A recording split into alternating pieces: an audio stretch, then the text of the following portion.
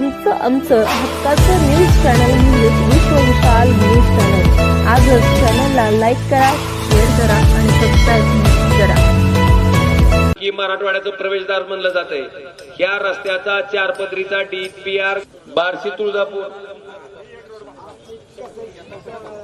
किती द्याक नाही माहिती, आता काय मी त्याच्यावर बोलत नाही। बांधवानो, श्रीपत पिंपरीचा सुद्धा 1,80,00,000 रुपयाचा जी नाबार्ड मधला पूल आहे तोही त्या ठिकाणी मंजूर करून घेतला। दोराळीच्या तिथे तुम्हाला माहिती आहे गुरुबागाची पालखी आली की त्या पालखीला पाण्यातून जावं लागायचं। आपण उद्धवजी ठाकरे साहेब मुख्यमंत्री असताना 4 कोटी रुपयाचा त्या ठिकाणी पूल कम बंधारा करून घेतला, त्यामुळे गोरबागाची पालखी आता पुलावरून जाते। बरेच काम आहेत, उगाच मी पारायण करत बसत नाही आणि करणं माझं कर्तव्य। फक्त तुम्हाला मला एवढंच सांगायचंय की ओमराजे साध्या शेतकऱ्याचा फोन आल्यावर त्याच्या डीपीच्या बाबतीत जर काळजी घेत असेल तर तुमच्या जीवनावर परिणाम करणाऱ्या केंद्र सरकारच्या आणि राज्य सरकारच्या योजना राबवण्याच्या बाबतीत ओमराजे कधीही कमी पडणार नाही। म्हणून जर मी 2.5 वर्षाच्या सत्तेमध्ये फक्त 1 वर्षात इतकं काम करू शकत असेल, तुमच्यासारखा मंत्री बी नाही म्हणावं मी, जर तसं काय झालं तर मला वाटतं आम्ही कुणाला ऐकायचं काय कारण आमचे 24 तास कुणासाठी बांधवाने एवढं पुष्कळ आहे। मला काही विषय तुमच्या सगळ्याच्या समोर मांडायचे। माझं मोदी साहेबाचं काही वाकडं नाही, माझं त्यांचं काय 36चा आकडा नाही। अगर माझ्या बांधाला बांध बी नाही त्यांचा किंवा त्यांनी माझा बांध टुकरलाय म्हणायला काही नाही। काय झालंय की सन्माननीय देशाचे पंतप्रधान मोदी साहेबांनी आपल्याला 2014ला एक वचन दिलं की 2022 पर्यंत आम्ही शेतकऱ्याचं उत्पन्न काय करू, झालंय गाव दुप्पट। मग ह्याच्यावर मी तुमचा खासदार म्हणून बोललं पाहिजे का नको? का मी नुसतं एवढंच भाषण करायचं?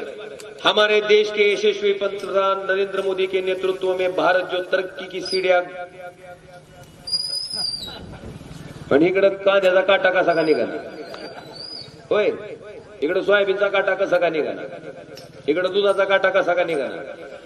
बोलायचं का नाही? मी बोललो, मी कुणाच्या बापाला घाबरायचं काही कारण नाही। मी बोललो, का बोललो? 11,000 रुपये क्विंटल आमचं सोयाबीन गेलं। किती? तुम्ही लगेच पाम तेलावरचा आयात शुल्क कपात केलं, तुम्ही लगेच सोया पेंड आयात केली आणि 11,000 रुपये क्विंटलचं सोयाबीन किती हजार रुपयाला आलं? मी म्हणत नाही, तुम्ही म्हणायचं काय? 11,000 रुपयाचं सोयाबीन 4,000ला आलं। घ्या कांदा कशी करायली ती बघ, सोयाबीन सांगू। कांदा 60 रुपयाला गेला की कांद्यावर मग आम्ही कांदा उकंड्यावर फेकून दिला। तेव्हा कोण आलं का विचारायला आम्हाला की कस काय रे बाबा म्हणून?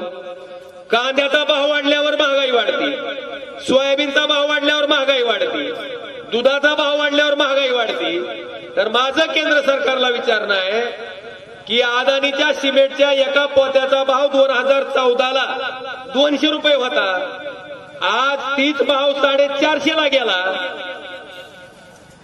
महागाई नाही वाढत। मग का मोदी साहेब म्हणत नाहीत अदानी मामा 450ला विकू नको? सोयाबीन जसं 11,000चा आम्ही 4,000 निघतो, तू सुद्धा 450चं पोतं 200नच विक। गजनी अंबानीची 30,000 रुपये टन होती, 30,000 रुपये टन स्टील, आज 63,000 ते 70,000 रुपये टन आहे। तुम्ही का म्हणत ना अंबानी मामा 70,000 विकू नको?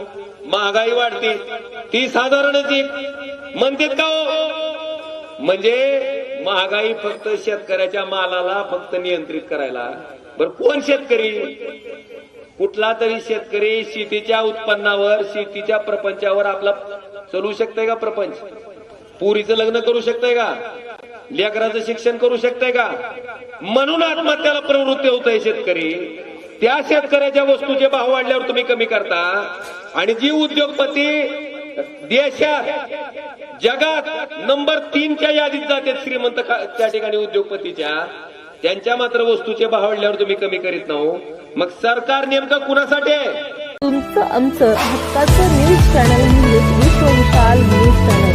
आजच चॅनलला लाईक करा, शेअर करा आणि सबस्क्राईब करा।